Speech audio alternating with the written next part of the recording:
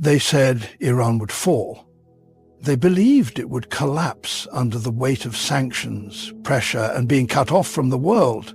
They thought fear would silence it, that bombs would break its spirit, that a country standing alone couldn't last. But what the world saw was nothing like they imagined. This isn't just Iran's story. It's the story of a spirit that refuses to break, that doesn't run away from hardship, but grows stronger because of it. It's the story of people who looked the world in the eyes and said, "We won't kneel. We won't vanish." If you think one country can't stand up to the power of the whole world, stay with us until the end of this video, because what you're about to hear may completely change how you look at everything. They came with power, with weapons, and with plans made in meeting rooms and military centers. They thought they could crush a nation using force. They believed this was about land, oil, politics, and agreements. But they didn't understand what they were truly facing. It wasn't just a government. They were challenging a deep-rooted soul, a long history, and a spirit built through generations of endurance and sacrifice. What stood in front of them wasn't just a country. It was an idea that can't be erased. Iran's defiance didn't begin yesterday. It has lived in its land, in its people's blood, in every voice that ever shouted, "We will not kneel." The ones who came didn't come to discuss. They came with pride, expecting obedience, but what they saw was something they couldn't destroy. Pride and self-respect. This wasn't a war between armies. It was a test between courage and control. And courage doesn't need tanks. It doesn't beg for mercy or crack under pressure. True courage lives in the hearts of mothers who bury their children with tears and honor. It lives in workers who keep building with their hands even when the world cuts off their trade. It's in the early morning prayers, in the chants shouted through the streets, and in the quiet strength of people who would rather suffer than betray their truth. Those who came to crush Iran thought that if they shook its system, the people would fall. But what they didn't understand was that the system wasn't holding the people together. It was their shared spirit. You can't bomb a belief. You can't block a soul with sanctions. You can't wipe away the memories of a people with fake news. When you go after a nation like that, you come face to face with something far deeper than politics. You meet resistance that won't give up, not because they don't feel fear, but because they choose honor over ease. They choose to protect their heritage rather than stay silent, and in that choice lies a strength no superpower can defeat. They came to take control of a land, but what they sparked was a fire that crossed all borders. They didn't crush Iran, they awakened it. They reminded the world that some people will never trade away their pride for comfort, that they can't be bought, and they won't forget who they are, even when the world pressures them to do so. That kind of spirit can't be measured by money or polls. It's seen in how a country stands when others want it to fall, and Iran stood firm. They thought sanctions would be quiet weapons, not like bombs, but just as deadly. They attacked Iran's economy from all directions. They shut doors, froze money, and blocked people from the global market. Their goal wasn't only to pressure Iran, it was to crush hope. They thought the streets would go empty, people would turn against each other, and the nation's spirit would break under poverty. But the opposite happened, because when you try to starve a people who have known sacrifice for generations, they don't fall, they adapt. Iran didn't just survive the sanctions, it found ways to grow in spite of them. Creativity took the place of reliance.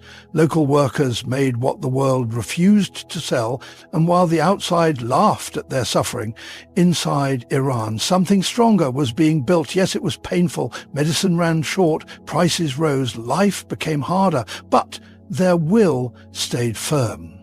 The pressure only made the people closer to one another and to the belief that their dignity was not up for sale.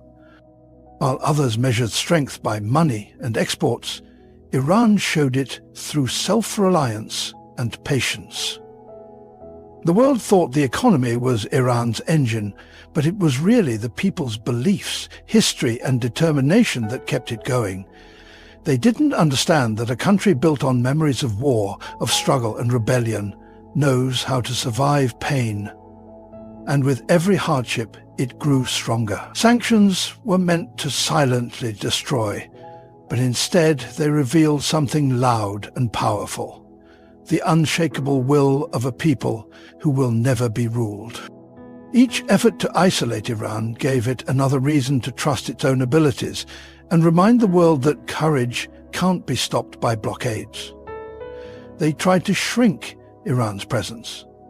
But Iran didn't respond with desperation. It answered with strength, not through shouting, but through steady resolve, not with revenge, but with resistance. When the world expected Iran to fall apart under the weight of sanctions, Iran gave the world a lesson in survival. They thought killing leaders and generals would scare Iran. They believed that if they removed the top, the rest would fall. But they didn't understand something key. In Iran, martyrdom is not an end, it's a beginning. Every time someone dies defending honor, land, or belief, it doesn't weaken the people, it wakes them up. It doesn't remove a hero, it creates more. In Iran, when one person becomes a martyr, thousands rise up, not because they were ordered to, but because they were moved.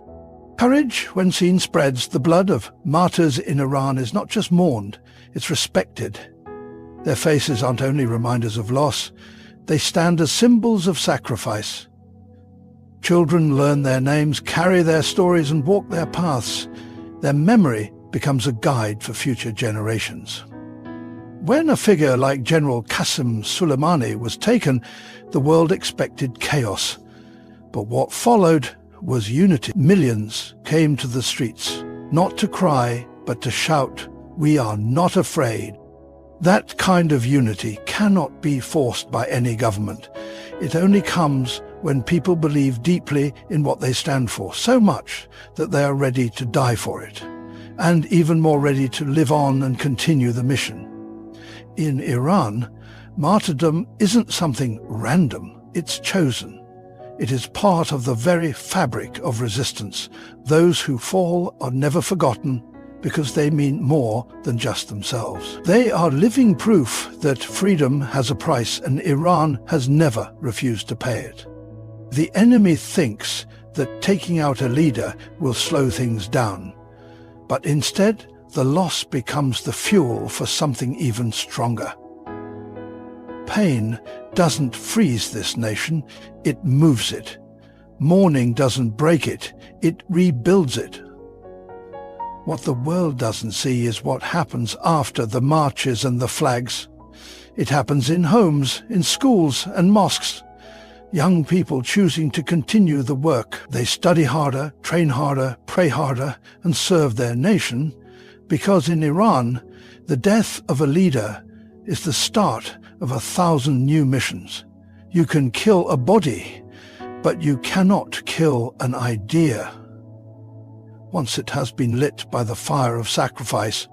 That's why every bullet, every drone, every bomb meant to silence Iran ends up speaking even louder.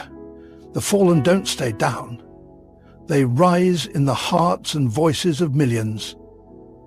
That's not a loss. That's the loudest kind of victory. Bravery is not about how many bombs you have or how big your army is. It's not about wealth or influence. It's about how you keep standing when everything around you is meant to make you fall.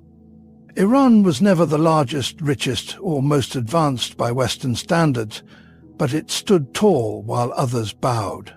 It spoke while others stayed quiet. It held its position while the world tried to force it down.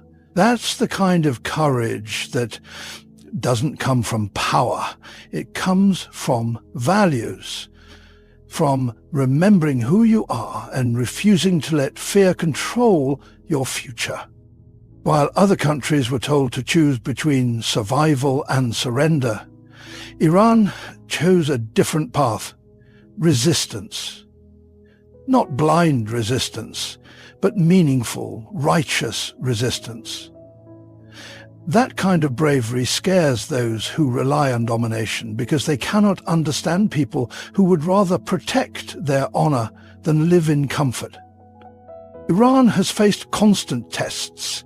It has been hit with threats, sanctions, killings, and isolation. But it never gave up, it never begged, it adjusted, it suffered, it learned, and it stood again and again. Not by matching the enemy's weapons, but by showing a power the world rarely sees. The power to stand alone, based on principles, even when surrounded by threats. Iran didn't make decisions based on what was popular, it made them based on what was right. Its courage didn't grow from applause, but from its past, from a history of standing strong, of fighting for independence, of never accepting shame. When that history lives inside you, courage isn't a choice. It becomes your duty. The world is filled with nations with big armies, rich resources, and powerful friends, but many of them lack backbone. They fold when pressured. They step back when threatened. They give in when things get tough. Iran, even with all odds against it, stayed strong.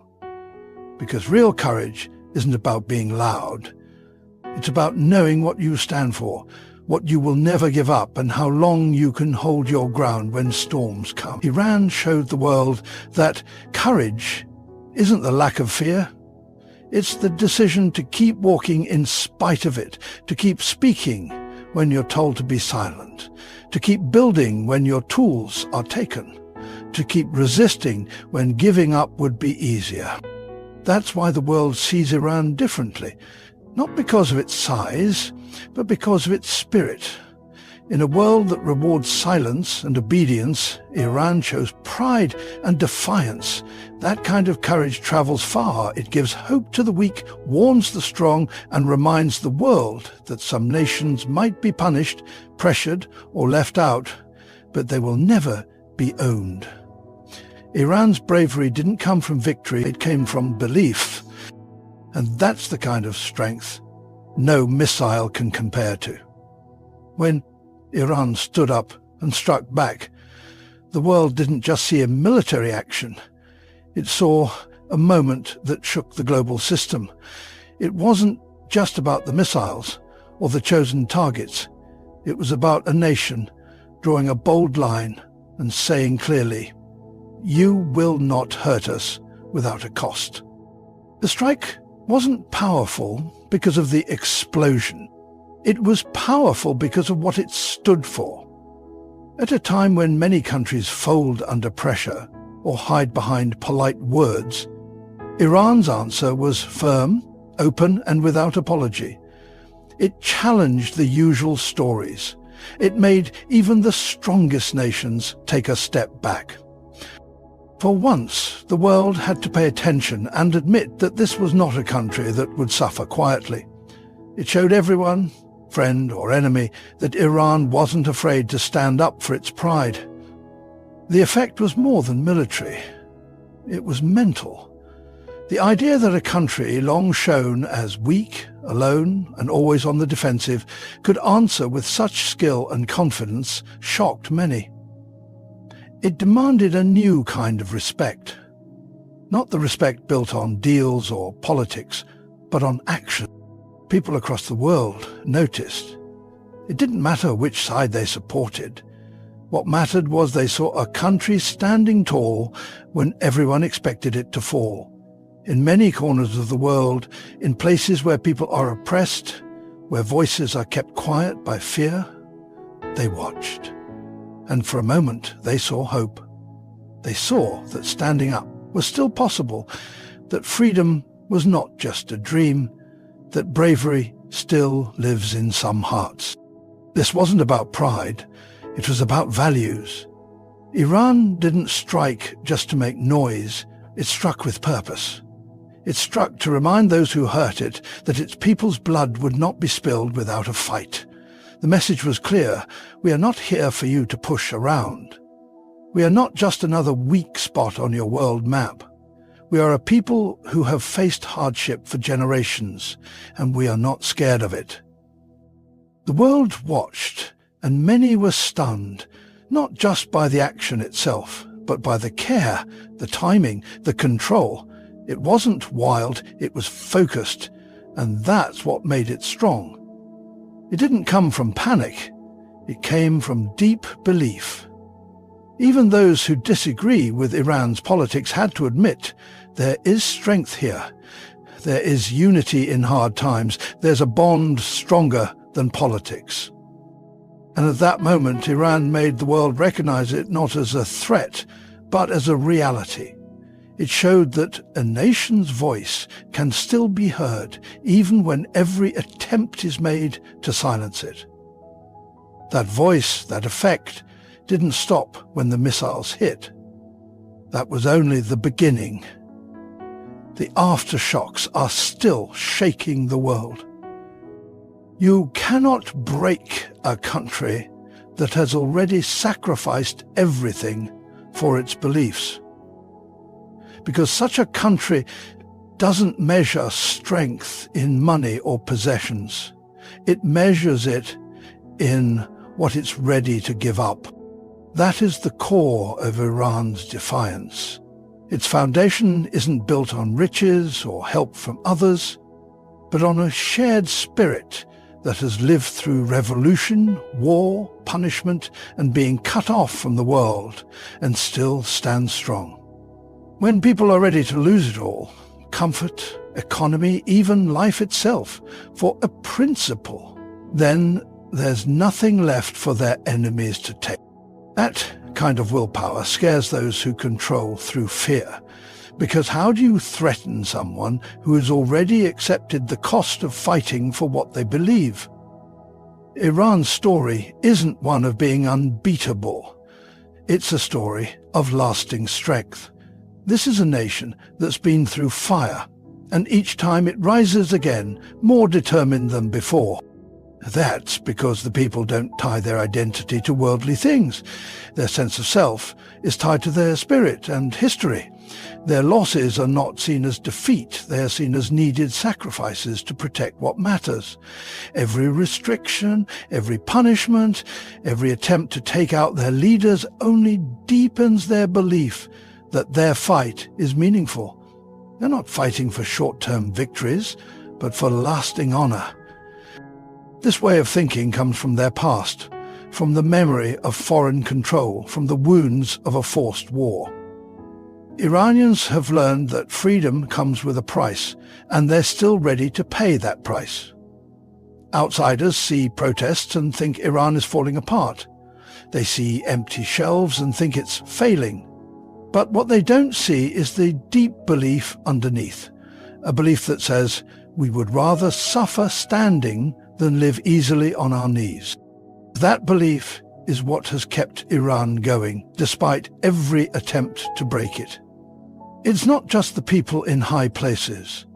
It's the everyday people who resist. The workers, the teachers, the students, the families. It's the small daily sacrifices, the quiet strength, the patience that refuses to be sold. What truly scares powerful nations isn't Iran's military. It's its belief system, a system that says no to being controlled, that chooses independence, and that sees death for a cause not as loss, but as lasting legacy. When a nation commits itself to something greater than just survival, it becomes unshakable. The body can be hurt, but the soul cannot be destroyed. That is the truth behind Iran's unbreakable will. You can isolate it, block its trade, try to weaken it, but you can't crush it, because Iran has already given up everything except its will to fight. A nation with nothing left to lose has everything left to defend. They came with power, pressure, and plans to bring a country to its knees. They thought they could destroy Iran with rules, scare it with threats, erase it with weapons. But instead, they found something stronger than tanks and cash. They found a people who refuse to give up. Iran didn't just survive. It stood not because it had better weapons, but because it had a stronger heart. It stood because its strength runs deeper than oil, deeper than government, deeper than any fear the world can send its way. It stood because true courage lives in those who have lost all and still choose to stand up for what is right. This wasn't just another news story, it was a loud message. A message to the world that honor still matters, that sacrifice is still worth something, that you can't defeat a people who have already decided. They would rather die on their feet than live bowed down. They came to defeat Iran. But instead, Iran defeated the silence. It challenged the false stories.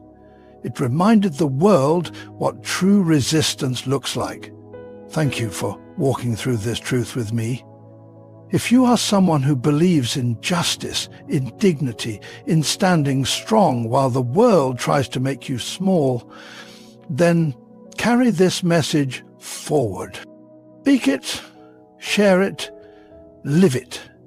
Because courage is not for one country only, it is for every person who refuses to be broken. May you always find strength in your struggles, meaning in your pain, and hope even in hard times. Good luck on your path, and may you always stand strong when the storm comes. Thank you for listening.